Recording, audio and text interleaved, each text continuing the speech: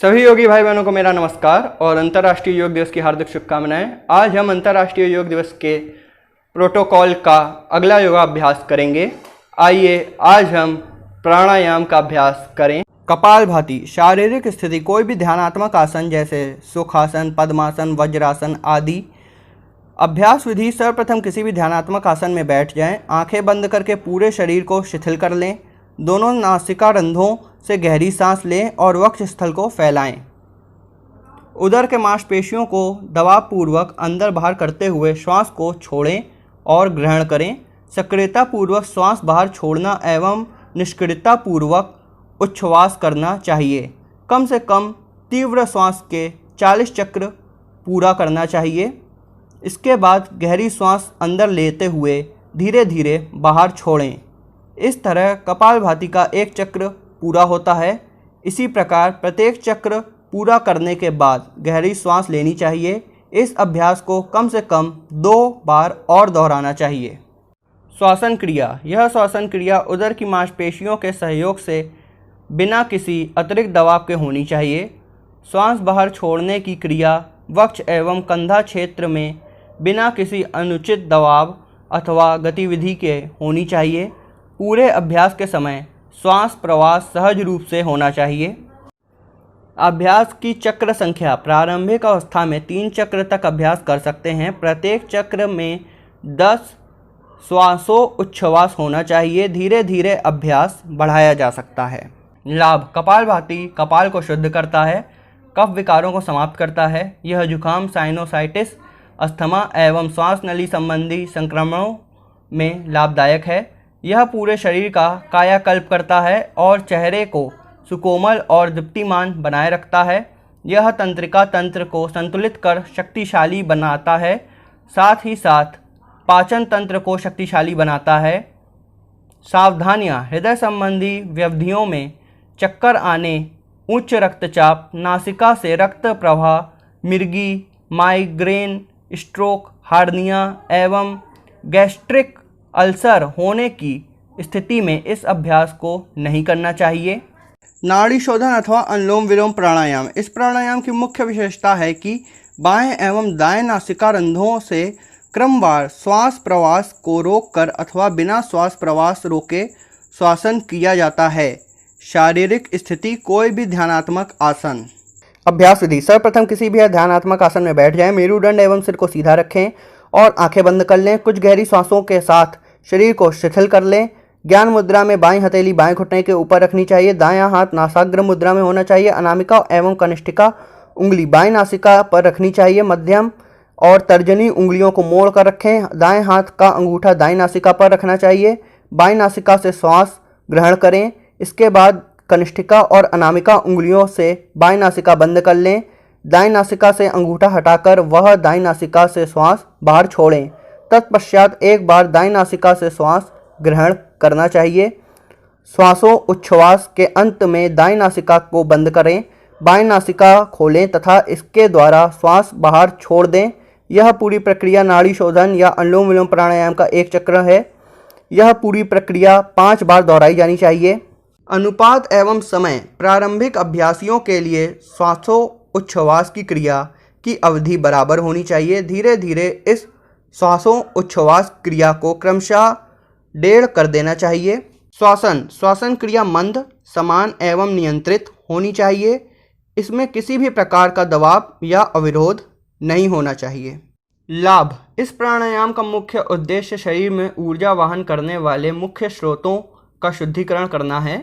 अतः यह अभ्यास पूरे शरीर का पोषण करता है, मन में निश्चलता लाता है और शांति प्रदान करता है। साथ ही एकाग्रता बढ़ाने में भी सहायक है। जीवन शक्ति बढ़ाता है और तनाव एवं चिंता के स्तर को कम करता है। यह कफ विकार को भी कम करता है। शीतली प्राणायाम। शीतली का अर्थ है शीतल होना। यह साधक के चित्त को शांत करता है और मन की व्यग्रता को दूर करता है। जैसे कि शीतली प्राणायाम नाम से ही स्पष्ट है, यह शरीर और मन को शीतलता प्रदान करता है। इसकी सृष्टि शरीर के तापमान को नियंत्रित करने के लिए ही विशेष रूप से की गई है। इस प्राणायाम के अभ्यास से न केवल शरीर का तापमान नियंत्रित होता है बल्कि मन भी एकदम शांत चित्त हो जाता है। अभ्यास विधि: पद्मासन अथवा किसी भी अन्य आरामदायक आसन में बैठ जाएं। ज्ञान मुद्रा अथवा अंजलि मुद्रा की अवस्था में अपने हाथों को घुटनों पर रख लें। जीभ को किनारों से मोड़कर ट्यूब का आकार बना लें। इस ट्यूब नुमा जीभ से सांस लेते हुए जितना हो सके हवा शरीर के अंदर प्रवेश कराएं और मुंह बंद कर लें। नासिका रंध्रों से धीरे धीरे श्वास छोड़ें। लाभ: शीतली प्राणायाम रक्त को शुद्ध करता है। यह शरीर में शीतलता प्रदान करता है। उच्च रक्तचाप वाले व्यक्तियों के लिए यह विशेष लाभप्रद है। यह भूख और प्यास का शमन करता है। कफ और पित्त के कारण होने वाले अपच और अन्य व्याधियों को दूर करता है। यह पुरानी से पुरानी बदहजमी और तिल्ली रोग से छुटकारा दिलाता है। यह त्वचा और नेत्रों के लिए भी लाभदायक है। सावधानियां: ठंड, कफ अथवा टुंडिका शोथ टॉन्सिलाइटिस के मरीज को यह प्राणायाम नहीं करना चाहिए। भ्रामरी प्राणायाम: भ्रामरी शब्द भ्रमर से लिया गया है जिसका मुख्य अर्थ है भौरा। इस प्राणायाम के अभ्यास के समय निकलने वाला स्वर भ्रमर के गुंजन के स्वर की तरह होता है। शारीरिक स्थिति: कोई भी ध्यानात्मक आसन। अभ्यास विधि: सर्वप्रथम किसी भी ध्यानात्मक आसन में आंखें बंद कर बैठ जाएं। नासिका के द्वारा लंबा गहरा श्वास खींचें। नियंत्रित ढंग से श्वास को धीरे धीरे बाहर छोड़ते हुए भौंरे जैसी आवाज निकालें। इस प्रकार भ्रामरी प्राणायाम का एक चक्र पूर्ण होता है। इसे और 2 बार दोहराएं। अभ्यास विधि द्वितीय: सर्वप्रथम किसी भी ध्यानात्मक आसन में आंखें बंद कर बैठ जाएं। नासिका के द्वारा लंबा गहरा श्वास खींचें। वीडियो में दिखाए अनुसार अंगूठों से कर्ण छिद्र बंद कर लें। तर्जनी उंगली को आंखों के कोनों पर रखें और दोनों मध्यम उंगलियों को नासारंध्रों पर रखें। अनामिका ऊपर वाले होठों पर और कनिष्ठिका नीचे वाले होठों पर लगाएं। इसे क्षणमुखी मुद्रा कहते हैं। धीरे धीरे नियंत्रित रूप से श्वास को बाहर छोड़ते समय भौंरे जैसी आवाज निकालें। इस तरह भ्रामरी प्राणायाम का एक चक्र पूर्ण होता है। इसे और 2 बार दोहराएं। लाभ: भ्रामरी प्राणायाम का अभ्यास तनाव से मुक्त करता है और चिंता, क्रोध एवं अति सक्रियता को घटाता। भौंरे जैसी आवाज का प्रतिध्वनिक प्रभाव मस्तिष्क एवं तंत्रिका तंत्र पर लाभकारी होता है। यह महत्वपूर्ण शांतिकारक अभ्यास है जो तनाव संबंधी विकारों को दूर करने में लाभकारी होता है। यह एकाग्रता और ध्यान की आरंभिक अवस्था में उपयोगी है।